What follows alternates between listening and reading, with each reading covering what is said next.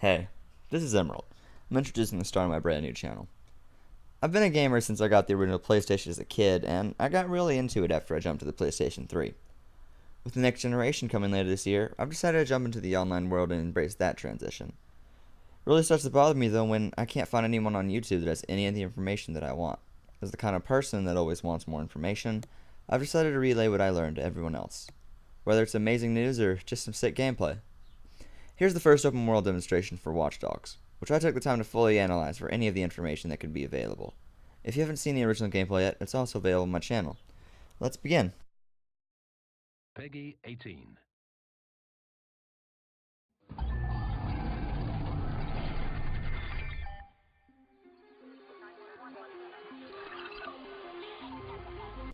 Alright, so the first thing we'll notice is this boat speeding down the river.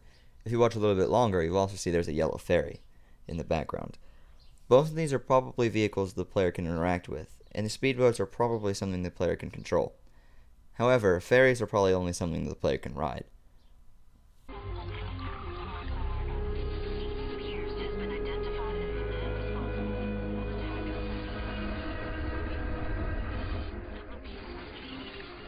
The heart of America.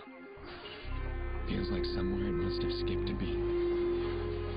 People haven't changed, but now We know Watch Dogs is centered on the idea that everything's connected, and knowing that Aiden Pierce controls it all is the whole reason we're buying this game.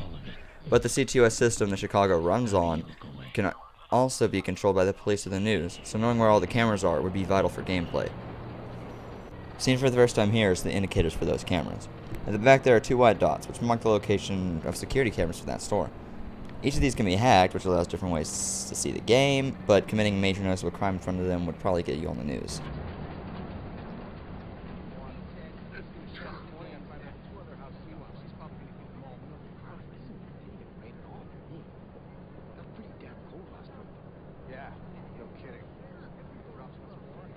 As we get closer to the store, the mini-map at the right shows two twin icons, which look like a bunch of arrows.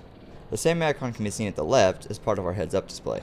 It turns out that these are indicators of the areas the player can use the profiler's access switch tool.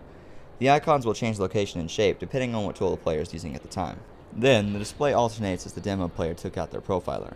It's probably the result of aiming without a weapon chosen, which would mean it's probably done to the PlayStation 4's left bumper. Using this mode shows what Ubi devs call mini-stories, which tell you the occupations, incomes, and some recent event of any pedestrian's life. It also shows whether a person's bank account can be hacked, like this guy, or the chances of a crime, which we'll see in a second.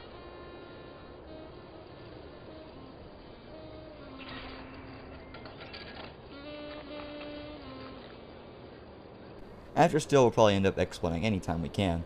We come up on this other camera, which is on a kiosk. It wouldn't matter much if it didn't tell us we were being observed by another player. At the E3 demo, there was also another player that was watching the chase, but the username is different in this case. That probably means they're part of the same faction of anti-heroes though, which means that single player and online really are seamless.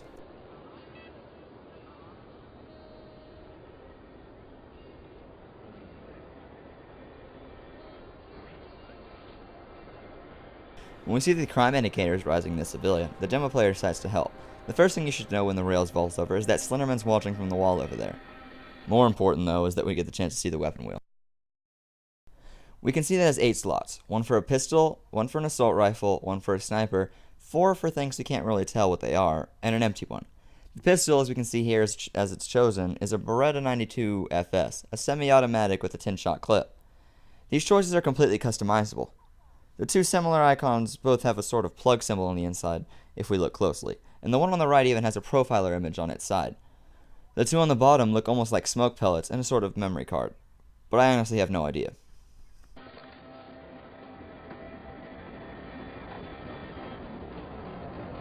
What I do know is that a crime is about to happen if Aiden doesn't keep going. What we see when we look at the actual criminal is that his indicator is slightly different, and the color starts to change to red when a bad's about to happen. When the player jumps out, we see 3 things. 1. The game is free aim.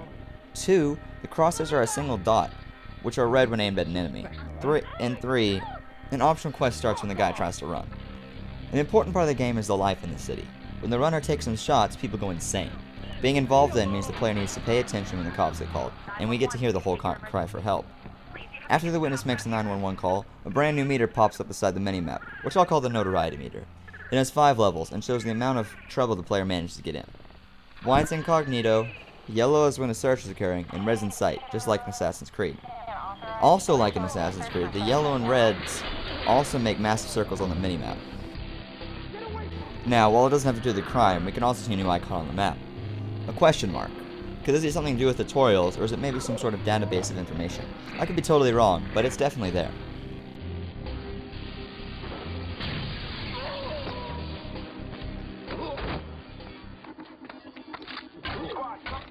Finally, after the player gets the guy and runs out, the reputation meter pops up in the top right of the screen. Obviously blue means good, and doing good deeds will raise your good reputation. Also, non-lethal approaches seem to give extra points, so that's something to look out for. In this case, the player's a sentinel, and it seems to be going by a ranking system. This probably means the more good things the player decides to do, the more people will like him. Since he's a vigilante though, it probably also means the more good thing Aiden does, the more the cops will be after him, and the more he'll show up in the news. Here's when the profiler's access switch tool will come into place. Ubisoft is nice enough to give the game a timer to use the tool effectively, as well as a noise that gets louder to help with the rotating square. When that second car starts coming up to us, a slow motion focus mode starts, and lets the player take the shot at the wheel. Oh, and if you didn't notice before, our heads up display also has a battery beside where the chosen tool is located. It's actually gone down since our last glance at it. This means that something with the profiler could end up having it dead. In that case, we might lose our ability to hack everything until it's charged. Also, Slenderman is still following us around. Probably even more useful than those cameras.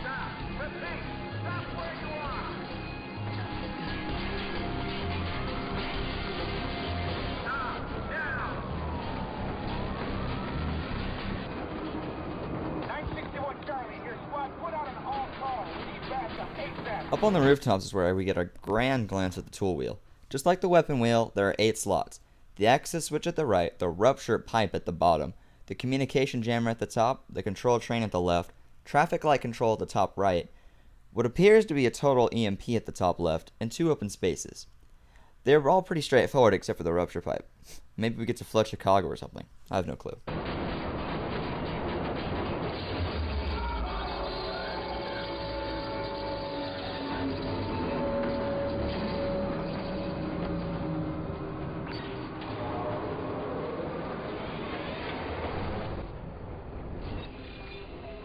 The gameplay ends with a second look at the other player, but there were some other things that can be inferred, such as this is PlayStation 4 gameplay.